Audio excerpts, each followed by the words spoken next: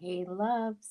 Welcome to Sip and Chat. This is Love Marlene 411. And this week on the podcast, we are going to be talking about body image, which I think is so important to talk about. And we're going to be talking on this episode. We're going to be referring to the body image as a tween and a teen. And of course, before that, what y'all sipping on tonight? I am not really sipping. Let me turn on my camera for a second. Let me turn on my camera for a second.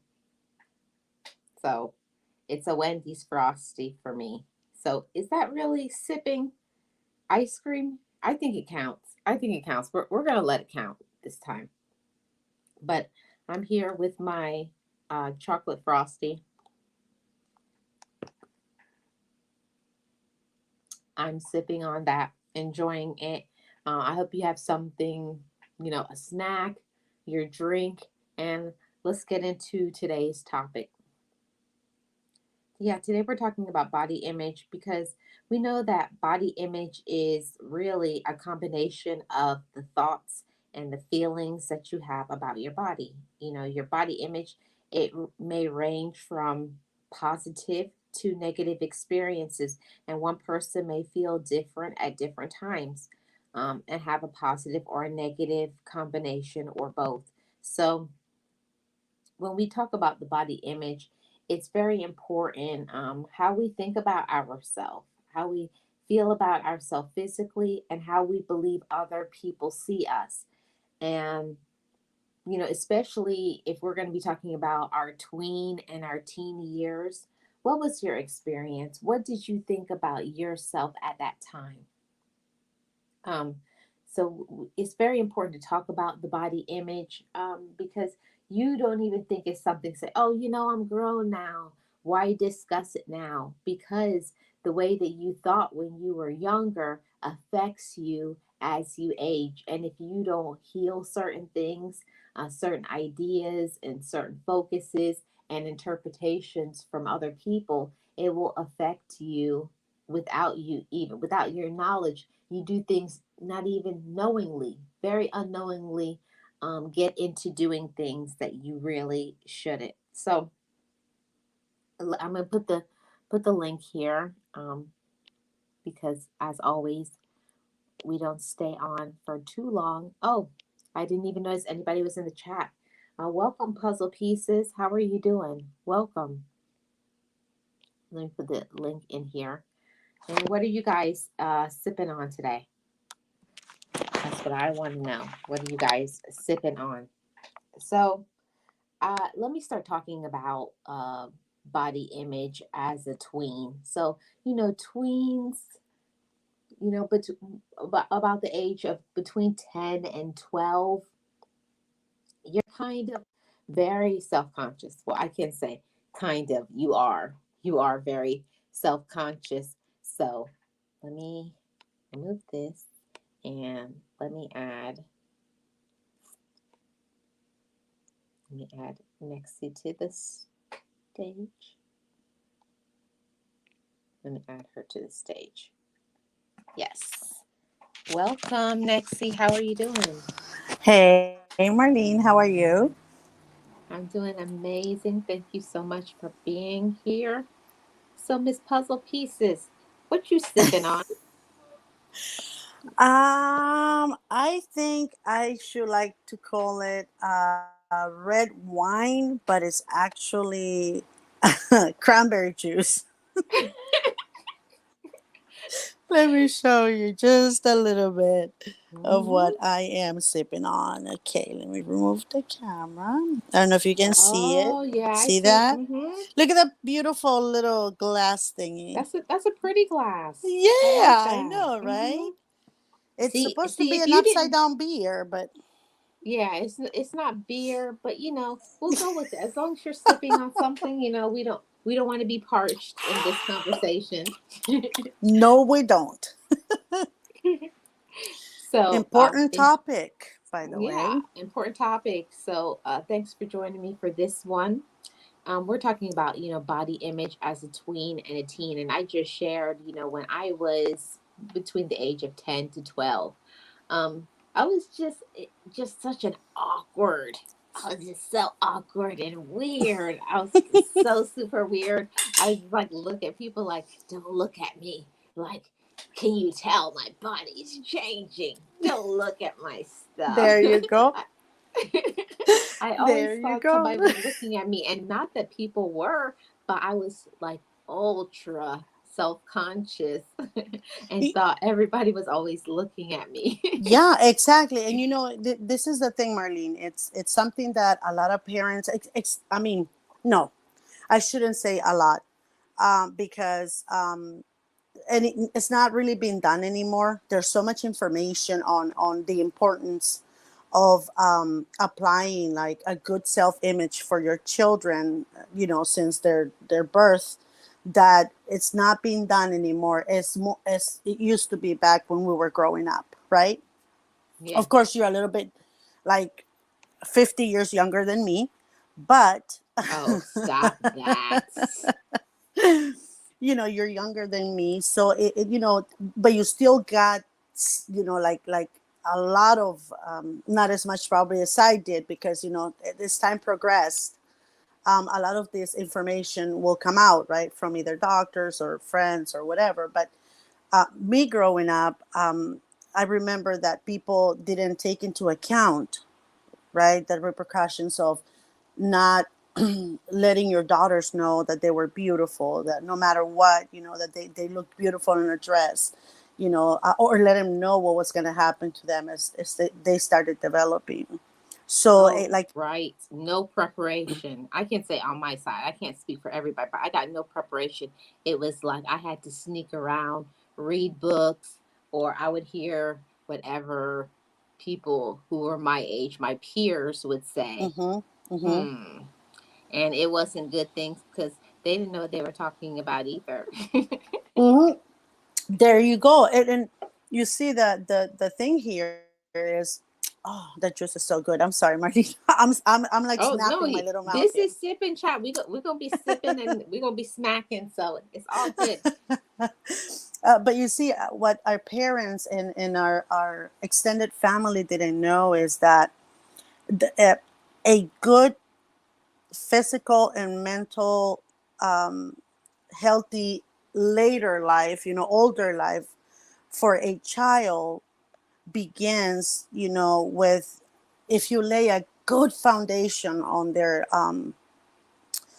body image, right? The Mm-hmm. confidence, all of that, you have to lay down a very, very, very healthy um, foundation of a reassurance, of allowing them, I mean, not allowing them, but letting them know, that they're beautiful, no matter how you think or what you think of that child, whether it's Mm-hmm. scrawny or it's, nappy hair, or it's too tall or too short.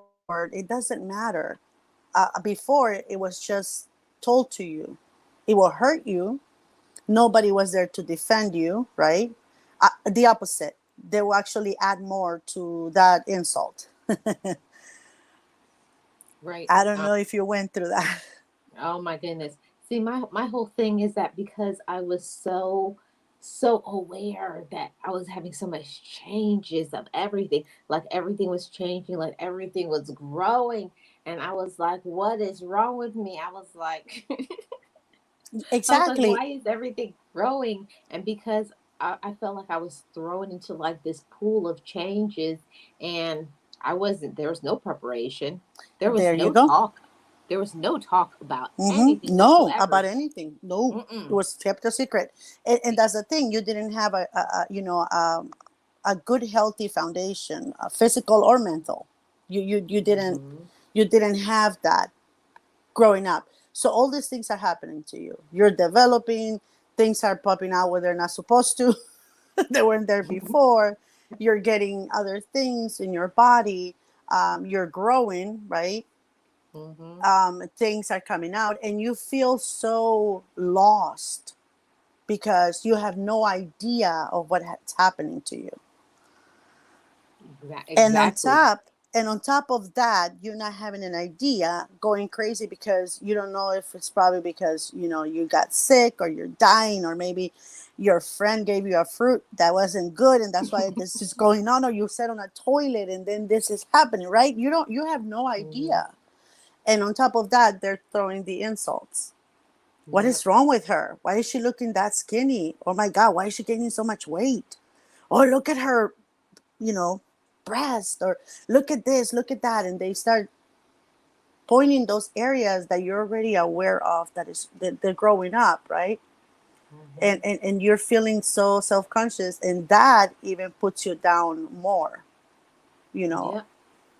And it's like already in your mind, you're already uber sensitive about it. Like you Mm-hmm. don't even want to look at your own self. You're like, because I can't speak for anybody but myself, but I used to cover myself from head to toe, Yeah. like long sleeves, like Yeah. baggy clothes, Those big anything to hoodies. like, yeah, anything to like.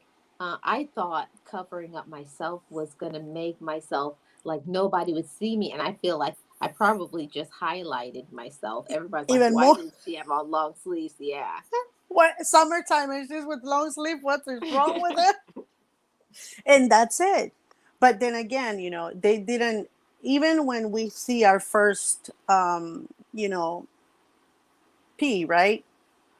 Hmm. A big P. When we Yeah. see that, nobody tells us Oh, what just you mean happened. Aunt Flo? Yes, our menstruals. There. Yes. Can we say menstruals? Yeah, Yeah, right? oh, yeah. You can Our say menstrual. You menstrual. can say Aunt Flo. You A can menstrual say cycle, right? yeah, Menstrual cycle. yeah. Yeah, our first menstrual cycle. People don't tell us that that's a normal occurrence, and that from now on that is going to be, a monthly visit. So when you get it, at least for me, okay, I'm speaking for me, nobody said anything to me, so I thought I was dying. Hmm. I'm sorry. I was like, I cut myself. What is going on? I was like, I'm gonna have to go to the emergency room. I'm gonna bleed out. I was like freaking out. I called my sister. I was like, "Come in here. I'm dying." Yes, that's what I went to my sister. I said, I don't know, maybe because I was on a tree earlier. Because I was, they probably call me tree hugger. Those one of those. But I love climbing up on trees, and I remember I had been up there with my friend, my best friend. We were cutting like some mangoes, and I was already feeling kind of weird. But as a kid, you don't, growing pains, right? You don't really pay attention to those. And when I took a shower, that was the shock of my life, Marlene. I even felt weak. I even felt like my body, my soul was leaving my body. And I told my sister, "You have to come get me out of the bathroom because I think I'm dying." Oh well. Nobody told me that. All the changes that happens to girls.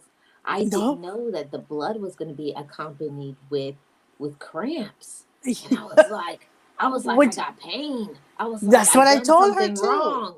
I I was told like, you I'm my being soul was punished. leaving my body, Marlene. You're not feeling my pain, Marlene. I'm really not appreciating you right now. My sister, my sister, my this was my older sister. She's, because I started screaming, "Oh my God, I'm dying, I'm dying!" And then my sister's like, "What's wrong with you? What's wrong? What happened? Are you being attacked or something?" I said, "I don't know, but I feel like I feel weak. I think I'm leaving my body. I think I'm dying." And then my sister's like, "What the heck are you talking? Open the door! Open the door!" So I opened the shower, door, and she comes in. I said, "You're gonna have to help me out. I think I'm dying." And my sister Oh. starts cracking up. She goes, "You're not dying." I said, "Yes, I am. My insides, I think they're gonna come out because I have this pain, this cruciating pain." And my Oh, you want sister to hear? goes, "Sister, You want to hear mine? please, ma'am." When mine happened, because how my parents were, because they were religious people, and I, mom, everything that happens to you is punishment for what you've done. Yep. And I was like, oh my God, what have I done to get this pain? I was like, I'm I'm being sorry. punished. Haven't I heard that before like 100,000 Yeah. times? But there's a difference between, those years back in my day. Like, my kids make fun of me all the time when I say, back when and they're like, back in my day. But before, when we were, preteen and teen, these conversations were not to be had. There's no such a thing as, honey, sit down, we need to talk, right? You're becoming this age now. There's going to be something, nothing like that is discussed. You don't even know that Hmm. it's happening to your siblings, to your sisters, right? Yeah. And so you're like, I'm the unique, I'm the only one. Maybe something's wrong. I knew I was gonna die. I was like, I knew I was gonna die young. I knew it. There was a time that I went, how mine goes into different animals. Well, I went through a time that I was gonna die very young. Yeah, it's weird. It was funny. But so you don't know that your cousins or your sisters, nobody's going through the same thing you're going through. Hmm. So it's the scariest thing in a girl's life, and that's when all of this self image, negative or positive, is when they start developing, right? Hmm. Because they don't tell you after this, everything else is going to start just coming out of you. You're going to change your body, your weight, your height, the front, the back, everything Yep. about you is going to change, Even and the including your thing, hair.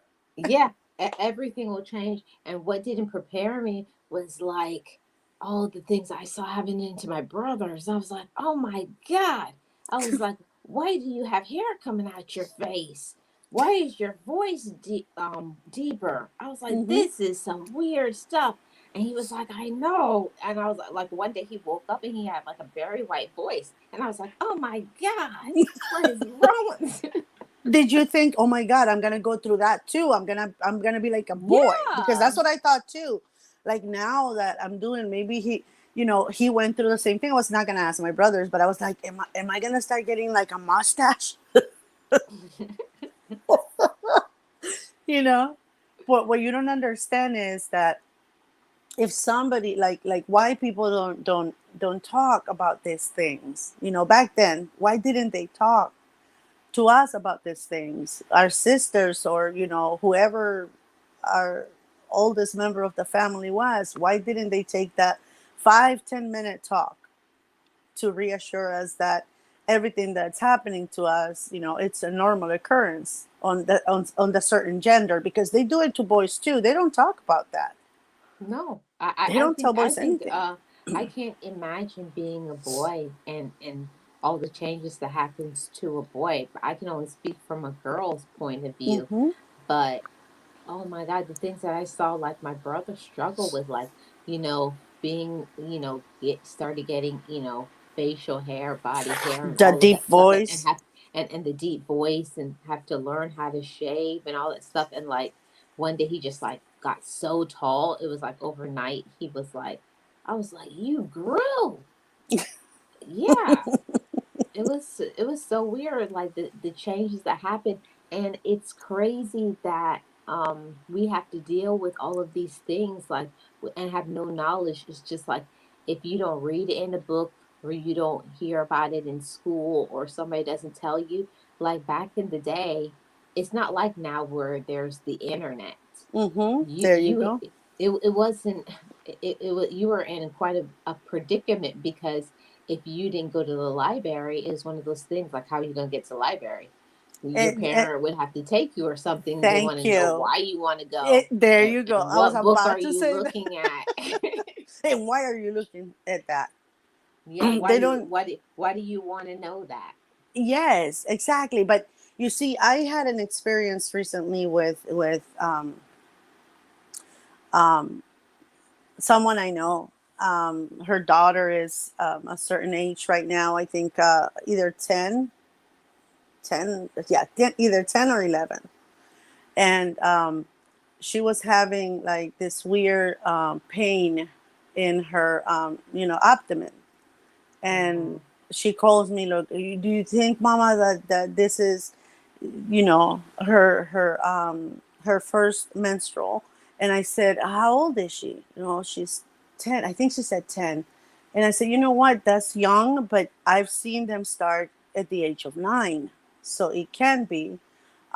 Has she eaten anything? She's like, no. And I already asked her, where does it hurt?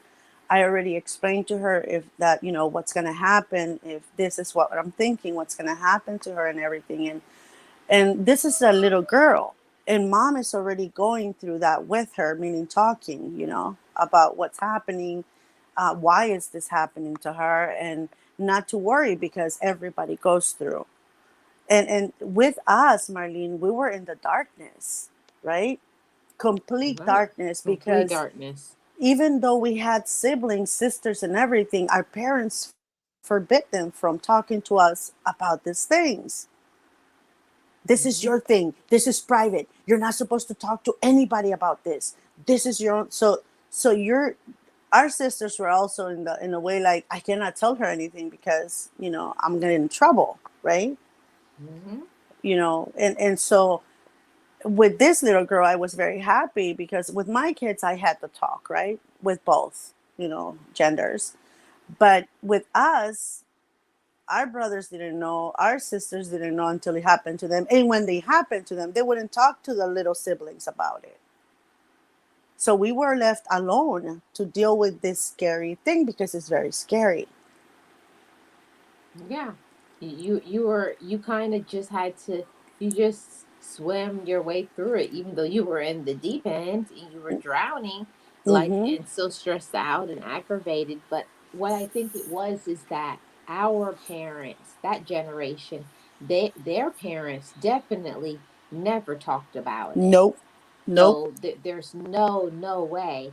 And I think, like, it got to the age where we were right on the cusp of technology, where things were starting to come out, so they couldn't hide it. Because when I Mm-hmm. was in, I think it was sixth grade, they started having like sex education classes, so they couldn't hide it anymore.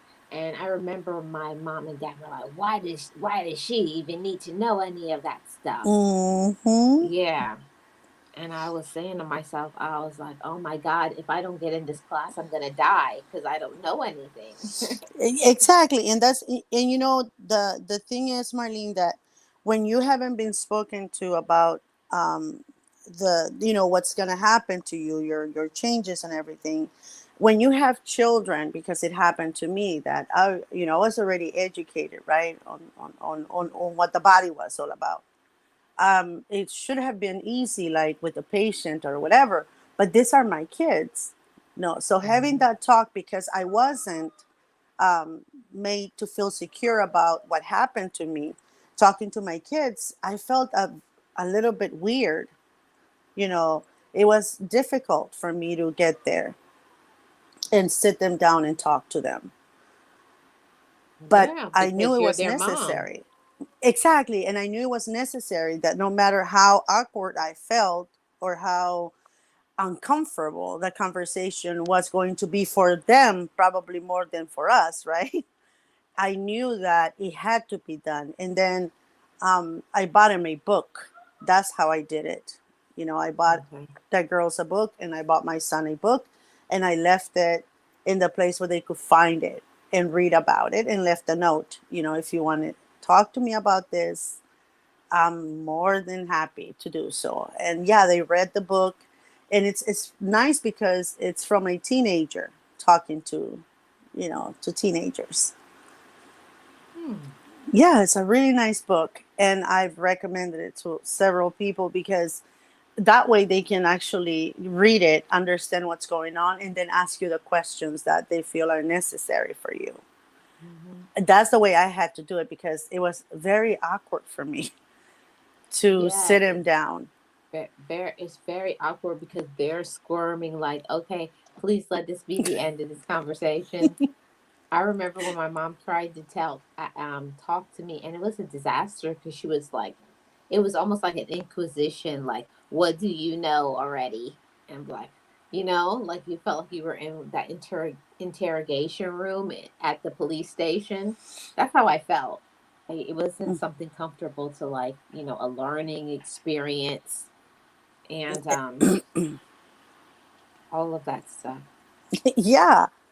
And Hmm. the thing is, and a lot, all of these other side effects of that is, the battles we go through as we age, right, Marlene? Yeah. That why don't I look like her, skinnier, small waist, less, top and a little bit more bottom, or Yeah. less bottom and more top.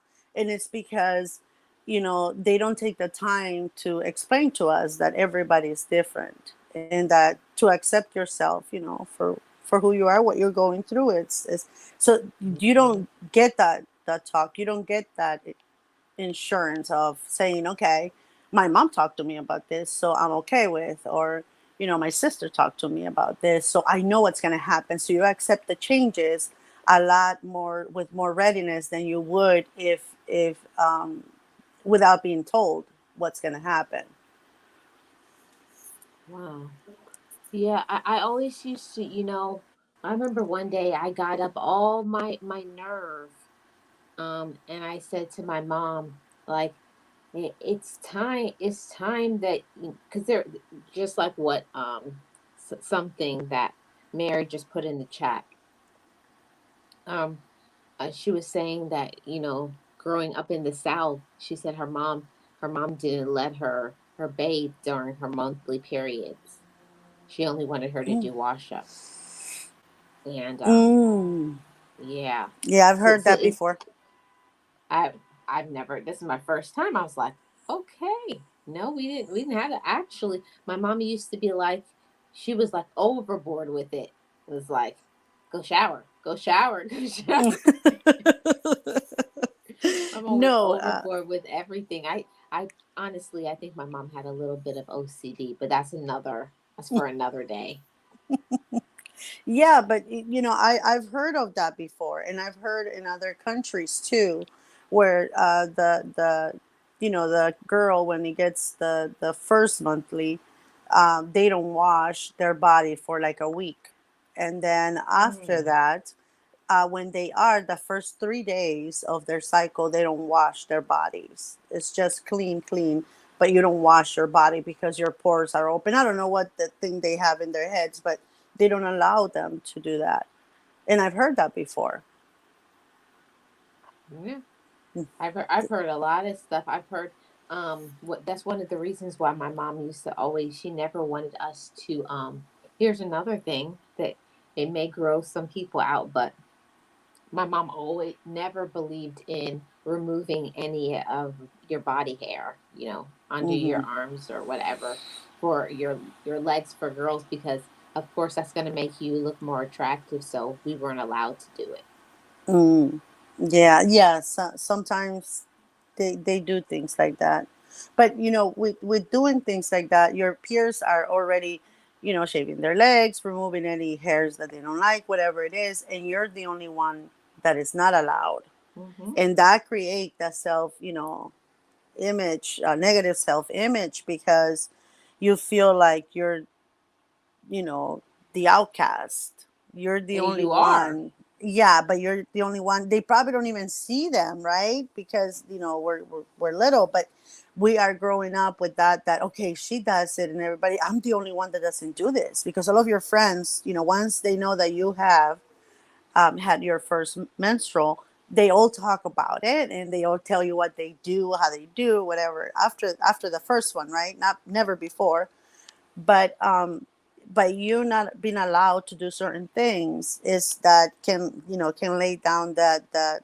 very negative self-esteem. Yeah, and it can. And it will make you feel like so self-conscious. It's just like, I think a lot of times parents, they go back in time and they treat their children how they were treated. Um, Hmm. I don't think a lot of times that parents like really mean to do it, but you can only go back to your own reference point. So they think because they weren't allowed to do certain things, that they shouldn't be allowed. But you have to act according to every child, because not every child wants or needs the same things. They don't. They The, don't need the same things. I know for myself, I my my brothers and my sisters, when tween years, they were all huggy. I didn't want nobody to touch me. Don't look at me. I just wanted to be a hermit, stay in my room, lock the door, and make the years pass by. But then when I got to be older, then I was like overly, like I went from one side to the other. By the time I got to be 13, I was like, nobody hugs me. And they're like, you just said last year you don't want nobody to touch you. Well, I'm 13 now. I need hugs. So a lot of and it's dealing with all of the emotional things that you don't comprehend it. Like yeah. nobody told me. I thought I was going crazy because I would be like happy, and then Hmm. I'm sad, and then I'm mad, and I was like, what is wrong with me? And you can't control it, and then you're crying, and Yeah, exactly. don't even add into it when you start to have feelings for the opposite sex. Don't even start that. That's a whole, oh my Yeah, goodness. yeah. That's not this chapter. It's the next chapter we're writing. But it's true though. But then again, it goes back to what I said in the beginning. Laying a foundation of, a healthy foundation for a child, that can go a long way, a very, very long way. Because when you start, when you start developing, they start telling you, oh my God, they're too big, right? Mm-hmm. And your back part is too big. That's when the unhealthy eating goes through. Oh, I don't want to eat because they say I'm big. If you're too skinny, I What? want to eat more because they say I'm too skinny. So you have to make sure that you don't allow people to put those thoughts, those ideas, or disrupt, the healthy foundation that you have already laid for your kids. And you don't have to disrespect anyone. You can just politely ask them not to mind their business. Yeah, that's all. You already have all of those self-conscious issues when Mm-hmm. you're a teen, a tween to when you're a teen. You got all of this stuff going on. You got all of these issues already with yourself, much less what other people will say about you. You know, what you think other people think about you. That's Yeah. I, that's a Marlene, big issue. I have a question for you. Okay. After you had your first, menstrual cycle and on, did your reflection in the mirror change for you? What it No. was reflected? Because for me, like before, I would look in the mirror, a big deal, no problem. But for me, it became like a person that I didn't recognize, right? Because you're developing, and I was like, I don't even look like I used to look before. But again, it goes back to nobody telling me that those changes were normal, natural. Hmm. So the image, I was like, I didn't want to look at myself in the mirror anymore. Oh no. Well, Yeah. my thing is, I became over. I can't became so obsessed with my top area that I always was taking all the toilet paper and stuffing my bra. Like I became obsessed because I was like, if I'm gonna get these things, I gotta make them look bigger and better. And exactly, and that was the problem with me too, is that trying to flatten them up so nobody can notice them, right? Because they're growing, so you're always hunching your back so that your chest goes in and nobody sees that. What they don't tell you is that later on that will be appreciated. I just said that, didn't I? Yeah, yeah, I'm so sorry. but listen, but it's true. The things that you think are weird when you're a tween is the things that makes you the most special. But I just wish that more younger people would understand the things that you think is weird. Like me, I was always wearing sunglasses because that was just how it was in the 80s. You just wore sunglasses all the time because you were just cool that way. And Yes. And I agree with including you. at night. Yeah, it was all day long. Yeah, and mom's like, "You kids are weird. Why do you have sunglasses on at night?" I was like, "Cause that's what you do when you're cool." But they'll never get it. My mom never caught up with it, but that's just what you did. And but my whole thing is, I was wearing the sunglasses also to cover up the fact that my eyes were bigger than other people, and and that's the crazy part is the thing that I right now is I feel like my best feature that I was hiding it behind sunglasses because I didn't want anybody to say my eyes were large, even though they were. It doesn't make Yeah. sense. Exactly, it doesn't. And and those are the things, like I said, if people will take the time, right, to create a little bit of a healthy environment for growth, then we wouldn't have so many people with different mental issues, because this can you, Mhm. like you said, you thought you were going crazy. This can actually create that much chaos on a child, especially if the little one is not aware of what's going on, like we were not Yeah. aware of that. Yeah. So it I creates a thought lot I of was losing my turmoil. mind. Yeah, exactly. And the pain, and then your body starts aching because you're growing, right? But nobody Mhm. tells you that it's normal. So I'm telling you, Marlene, I thought that was my last day on earth. Listen, there's so many different things that happen to us that if a parent, caregiver, whoever is raising a child, if you don't have to say everything, but you have to say something, like Hmm. your body is going to be changed. Even if they just said something like that, like your body's going to be changing, you're not dying. It Hmm. happens to everybody, and if you have any questions about anything, that you can ask me. But Yeah, it was not that way. It was not at like, all. no, it was like if you said anything about anything related to your development, it was Pow like, pow. what? Oh yeah, you actually would get disciplined, because my mom used to say, "Why do you want to know? What are you doing?" Yeah, there you go. And now is that okay? If I ever need anything, I cannot ask because they're already suspicious of me asking so many questions. They're probably gonna think that I'm, a loose girl, or they're gonna think this, they're gonna think that. So you cannot go to the source that is supposed to be giving you your information because that's your mother, Mm-hmm. right, or your Yep. sibling. They stop you. And even if they would say, Marlene, when you're like 8 or 9, in about a year or two, right, something's gonna happen. Sorry, feedback. Continue. Yes, no, I'm saying, even if they would like say, in a year or two, your body's gonna go to a through a change, right? So whenever Mm-hmm. that happens, come to me. That's all Mm-hmm. you need to say. This little one will understand that if something different's going on, you can go to that person and say, you know what, I remember you saying this, so what's happening? Or this is happening to me. What do I do? Am I dying? Do I need to go to the doctor? Do I need a Mm-hmm. coffin? Yeah. See, and I wish it was more discussions like this.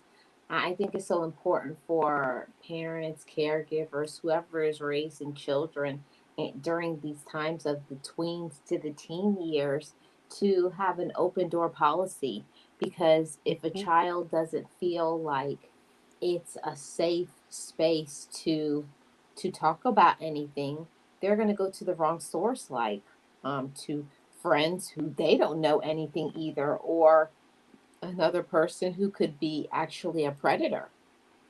Exactly. And, if the child doesn't want to hear you, doesn't want to communicate, Marlene, I feel that even having a little journal, right, where you both can communicate without talking, leave questions, I'll write the answer, you read it later, something like that, if the child is not comfortable. But I feel that, if you start early with this weird conversation, as early as, 6, 7, just tiny little conversations about this, I think your child will be more comfortable when something happens, because you have already broken yeah, stigma of you're not supposed to talk about this, or this is weird, or this is personal, because it's not.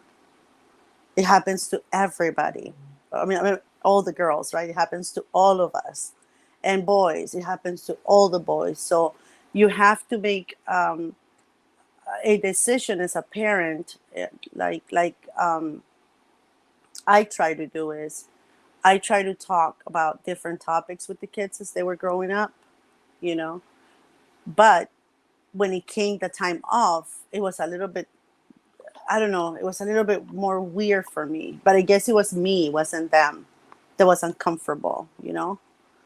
I felt that it was more me.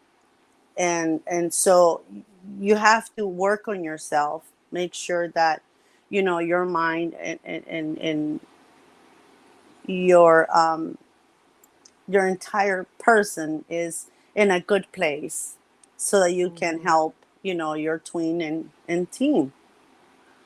Yeah, and a good thing that I have a friend, and what she did with her daughter and her son when they got to be that age, that she always told them that if you don't feel comfortable talking with me, she had other people.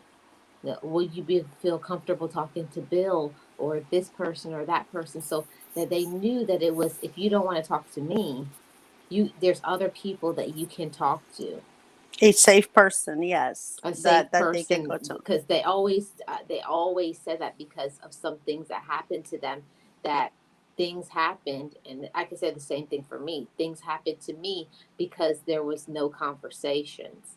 You didn't feel a safe place to go when things were happening to you that was not comfortable. And you said something, you know, and the subject will probably next time we meet, but you know, including for when the attraction begins, right? For the opposites, you know, you have to make sure that if you cannot handle that, they have someone to go to as well. Yeah, all uncomfortable conversations, and even if it's not that, somebody, you know, get them a counselor, but you can't just avoid it and push it to the side. And a lot of times, parents can feel like that's my little boy or that's my little girl when they're not a little boy and a little girl anymore. They're Mm-hmm. you know, they're aging, they're getting older, so you may put them in that category, but they really aren't, because It, you aren't. If something happens to that young girl or the boy, you know, getting the girl pregnant, they're not they're not so little anymore. So it's important to have the exactly. conversations and talk about things. It's true. It's true. And you know, even if don't wait until this child is out of its mind, scared witless because they got, you know, their menstrual or they're changing, you know, because that creates you know, later on, like anxiety or you know, depression. It can create a lot of mental problems. So before they go into that, you know, scary situation, you know, try to talk to them little by, you don't have to do it all in one day. You can give hints here and there and see how they react, but make sure that, you know, and if it's too uncomfortable for you, then even the school nurse can talk to them. Mhm. Anybody, but the conversations need to be had. I always say I don't know how I made it through my tween and my teen years, because I feel like probably only maybe 1 or 2% of the things that I knew came from my parents, and the other 98% is I just learned it in good and bad ways. There you go. Yeah, you learned it from peers, right?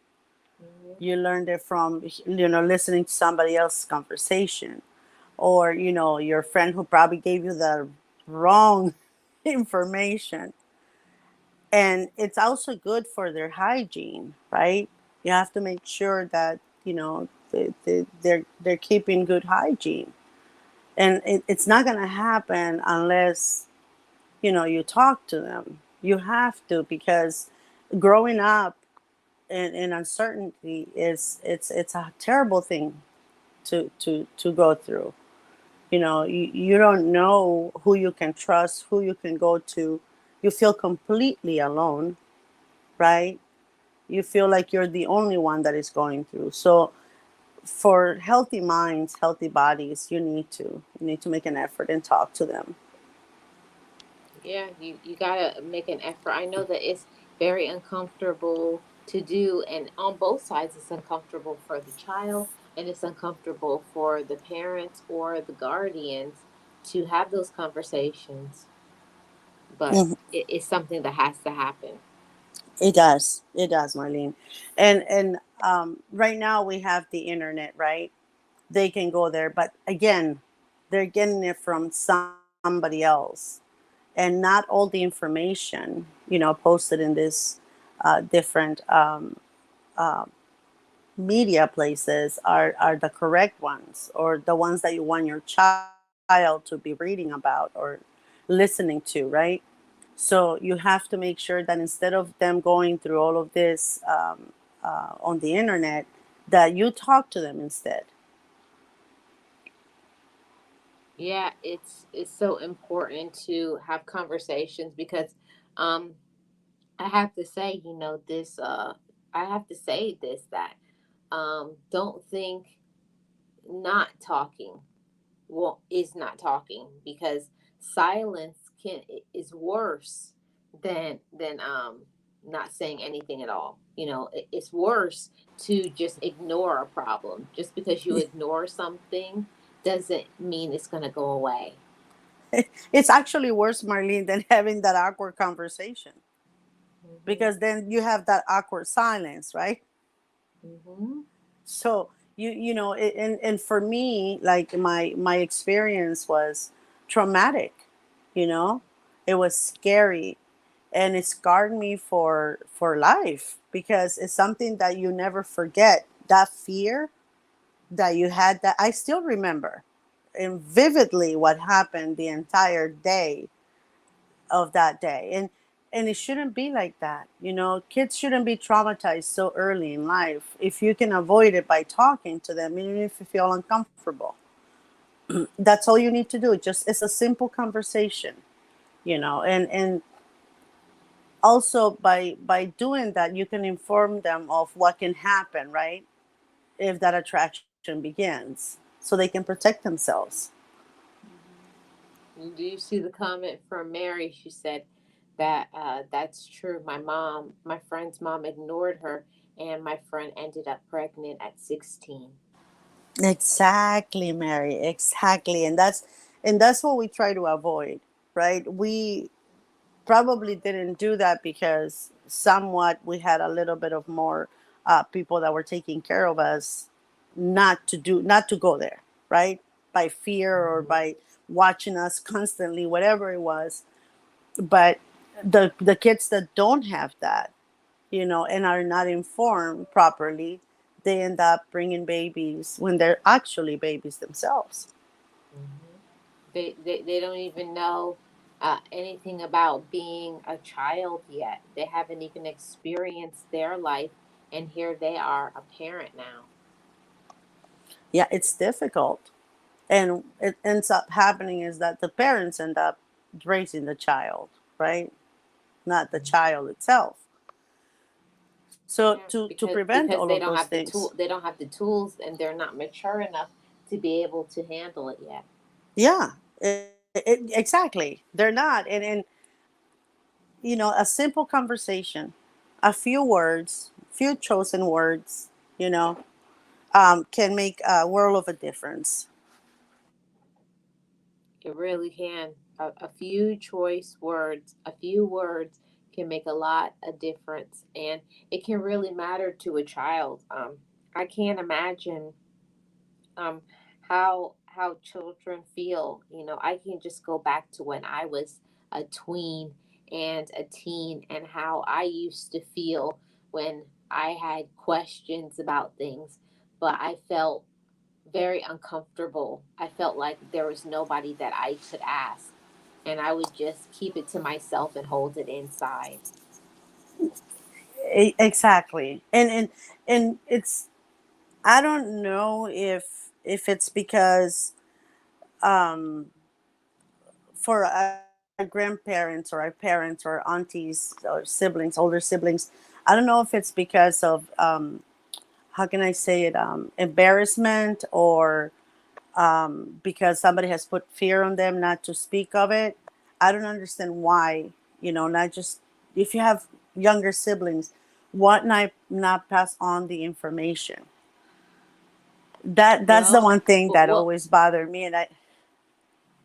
I personally nextly think it's the Mhm, parents. They have done such a good job at using fear as a main tactic. That, mhm, you're afraid of what your parents did to you, and they don't want anything to happen to you because they spoke up and gave you information and knowledge. So they're afraid too. But there's no way that I could have been a big sister to to one of my siblings and not inform them of something, right. especially if I knew.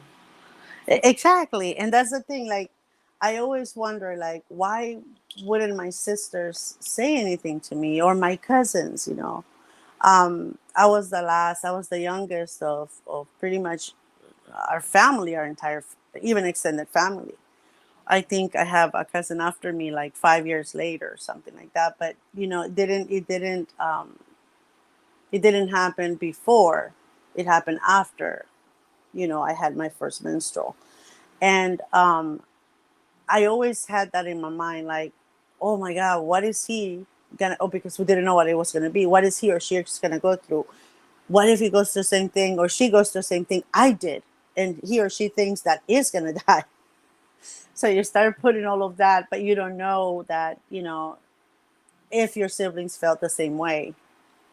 It's just a weird dynamic, I guess. Yeah, it's a weird dynamic. It's very uncomfortable, but there's certain things that like I was never a big sister because I'm the youngest child, Mm-hmm. but I knew that if I ever was a big sister, I definitely was going to inform. There's no Mm-hmm. way I would have kept things inside like that. There's no way, like, even I'm just going to touch on it just a little bit, but even having the conversations about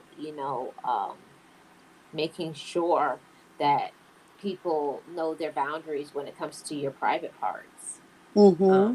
having those type of conversations that that's your body, and it doesn't matter who it is. If anybody ever touches you, I want you to tell me, and I don't want you to be afraid, because they do those kind of tactics, the people who prey on children, and they'll say that if you say anything, I'll kill you, or, and I should say, I'll unalive them, or but Yeah. yeah, they'll do those tactics, but you want to inform them, and so that they'll know. Yeah, yeah. My mom or my guardian told me that they would say that, but I'm scared to tell you. But this is what happened to me. If you don't have that kind of open communication, it's just going to happen over and over again. Yeah, and it stays with you for life. Like, that's the one thing I wanted to make sure that my kids knew. If anybody touches you, you come and tell me, or come and tell dad. Don't worry about the consequence, because you did nothing wrong. These are your private parts. Nobody should be touching them. Only you when you wash. That's it. Nobody has to put hands on you in your private area. So if anything happens, no, it doesn't matter what the other person says. Nothing's gonna happen to us. You come to us, me or dad, whoever you're more comfortable with, and voice what happened. Don't keep it inside. Don't think that you're gonna get in trouble because it's not your fault. Right.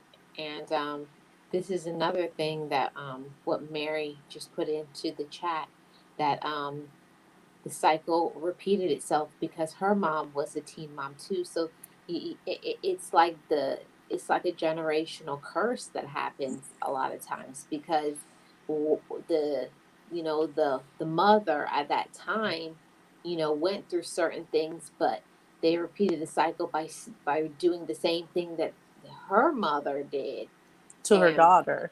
did to her daughter, and now her daughter is now a mother in the same boat that she was. So to break those cycles, somebody has to say, I don't want this to happen to you, and you have to have some open discussions.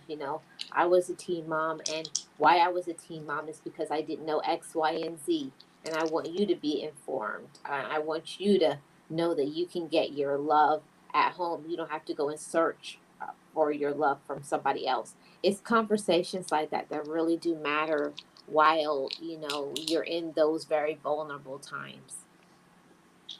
Exactly. And then, breaking those chains, right? Those Hmm.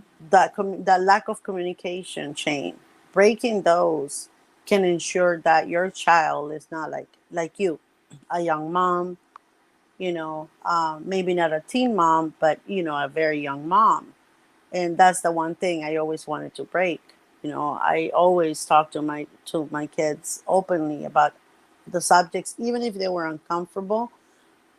After we were, after the first time that subject was brought up, it got easier and easier to talk about it. And I broke those invisible chains of that curse.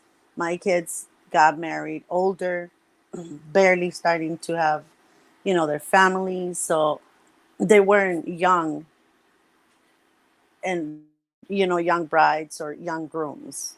You know, they were way in their 30s when they started everything. So that's a good thing.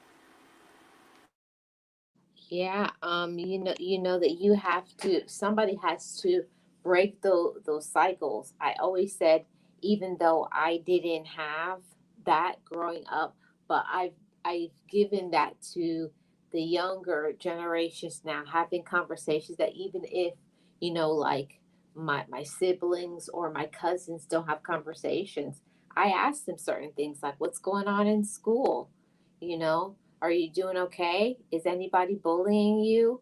You have some. There has to be somebody. It doesn't always have to be the parent, but somebody in a family has to ask questions like, "Are you? Do you feel safe at school? Are you being bullied? Are people bothering you?"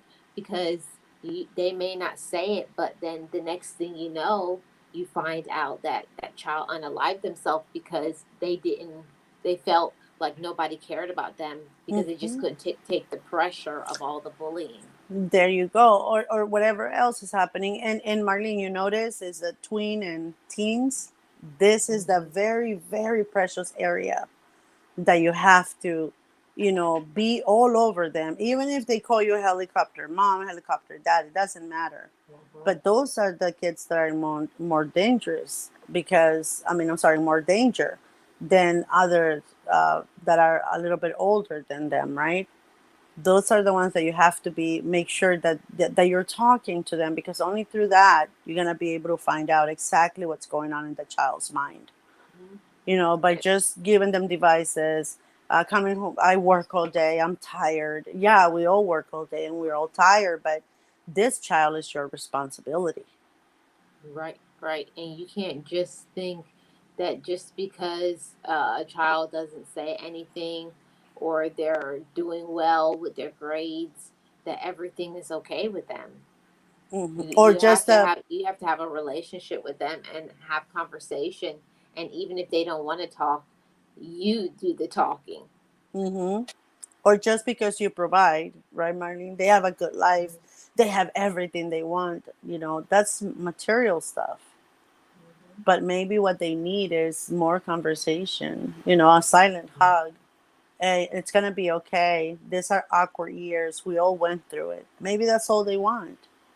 Yeah. You don't need to have a long conversation. You just have to give them the place where they can grow a healthy mind, a healthy body image, and Yeah. you can avoid the repercussions of not taking your time to to work with them when they're younger.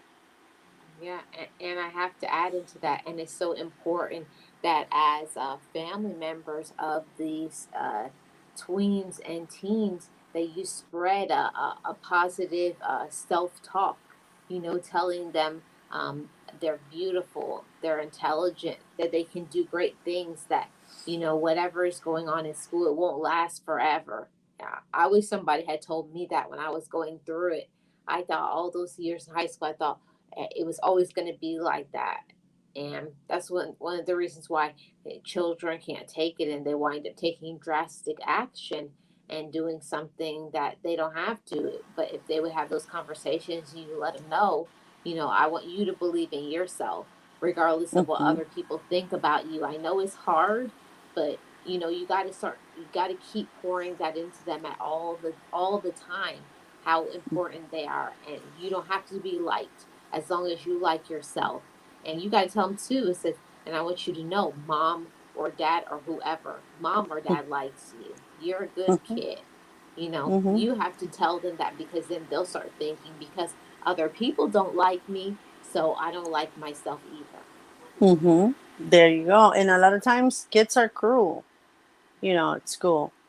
We don't Mm-hmm. know what they're going through, right? We don't know what their how, their home environment is like. But sometimes they bring all of that hostility into the school and they start bullying kids. And teenagers are the most vulnerable, Yep. because we're that hormonal changes, and you feel like everything is the end of the world, right? You're Mm-hmm. invincible too, but at the same time, everything that happens to you is the end of the world. If the boy you like doesn't like you, oh my God, you're never gonna find Yep. anybody else. Yep. Or if something happens in school and some kids don't like you, you feel like, because some kids don't like you, it's the end of the world, because Mm-hmm. you're so wrapped up into thinking that if these kids don't like me, then I guess I'm not a good person, or I guess I'm not a good friend. Nobody else is It's gonna like you, Yeah, nobody else will like me. right? Exactly. Because that's what I went through. Like, when you're young, you go into kindergarten, whatever, and some of the kids are mean. You don't understand that this is just the 1 year. Next year, you're gonna make more friends. You're gonna go to a different, school. You're gonna go make a lot more friends. And in that year, if the same thing happens, you don't know, because nobody tells you this, that the next year there'll be more kids that may like you. That is not going to be just these kids. But parents don't Hmm. talk to us about these things, right? So That for it's gonna us, be it's gonna be changes but for us, throughout. is the end of the world. you know Hmm. this is the school, they don't like me. And next year, there's no next year in your vocabulary, right? There's no, I'm going to go to a different, class, and I'm going to go to a different grade, and I'm going to make more friends, and one of them is going to like me, or next year's a new you don't think like that, because nobody explains to you that that's what happens.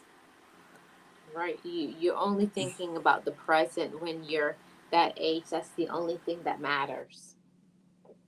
Mm-hmm. Yeah, Yeah. exactly. But again, Marlene, it's because, at least for me, nobody took the time to tell me that. This is just kindergarten. Next year, you're going to go to first grade, right? You're going to get different set of friends. One or two, three is bound to like you there. You're going to have more fun. Nobody tells you this. So when it starts young, and kids are bullying you or whatever, it goes on to the next grade, because nobody explains. Then you get to first grade, you find another bully or whatever, or they don't like you, then you think that's the end of the world. So all these things accumulate unless they're spoken at home. You take the time to find out how the day went, what they're doing, how their friends are. And as they approach the teen years, is even more important than before, because that's when all of the self-doubt, the self-image and all of that, it's beginning to happen, right, to develop. So Hmm. it's very important, that we take the time to talk to them, find out where they are mentally, you know Yeah. And what the things that they're dealing with and going through. We, like I said earlier, just because the child looks like everything is okay doesn't mean that it does, because it's a lot of pressure on kids now with especially during these days, with social media and making, having certain things that if they don't have the latest and the greatest in the trends, then they're embarrassed, made fun of, or if they like somebody or if they're awkward. It is so much stuff going on, trying to make sure they're getting good grades. It's a lot of things that they have to deal with on a day-to-day basis. it, I just wanted to have this conversation because I think it's so important, to not hold back from having conversations with children, and also to the children. If you ever have any questions, don't be afraid to, if you don't feel comfortable talking to a parent or somebody in your family, one of your siblings, talk to somebody that you trust, that actually knows something, and don't just go by people who are your age, because even though you may think that those are my friends, they're going through the same thing and they don't know either. Exactly, and you're gonna get the wrong information. Not Mhm. maybe not the support that you need at that moment. I know that they probably don't understand, right? These things that we're saying, but it is important that they have a safe a A safety safe net, space. and a Hmm. safety net that they can fall on. If I cannot talk to my mom because she flies off the handle every time I say something, maybe my aunt will do it, right? Or maybe my cousin, or maybe, my sister, my older sister, or maybe my grandmother, like somebody that can actually help you, that you feel comfortable with. Yeah. That's who you should go to as a girl. If it's a boy, then it's different, right? Dad, uncle, grandpa. But Cousin. cousin, yeah, there always has to Hmm. be someone that you can go to, because I've seen so many cases where these young girls or young guys are out there, and the parents that don't even know, they unalive themselves and leave notes, and parents don't even know all the turmoil these kids are going through. And it's sad. It's very sad. So I hope that by having these conversations, Marlene, we can bring self-awareness, right? Yeah, that's one of the reasons why I do the sip and chats, because we can take some time to reflect on ourselves and to see, like, have I grown through that, or somebody who's there right now who is at that age where they're in that tween and teen age, to know that everything is going to be okay. You just This is part of life, is a part of the growing pains, and learn to accept yourself how you are. I know that it's difficult, but the people who are making fun of you, they really won't matter next year or in a few Mm-hmm. years. You just have to learn to accept yourself first and love yourself. So thank you so much, Nexi, for the Thank you for discussion having with me. me. Thank you so much, everybody. And thank you so much, everybody, for tuning into the Sip and Chat. I really do appreciate you. This was a great episode talking about body image of tweens and teens. Stay tuned next week, Thursday, always at 9 p.m. Eastern Standard Time. I thank you all so much for joining me. And if you're new to the Sip and Chat, you're new to this channel, subscribe to this channel. Leave a comment in the comment section below. I'd love to have you as part one of the loves. Uh, this is Love Marlene 411, where we are open, we're honest, and we sip and chat. Bye bye, everybody.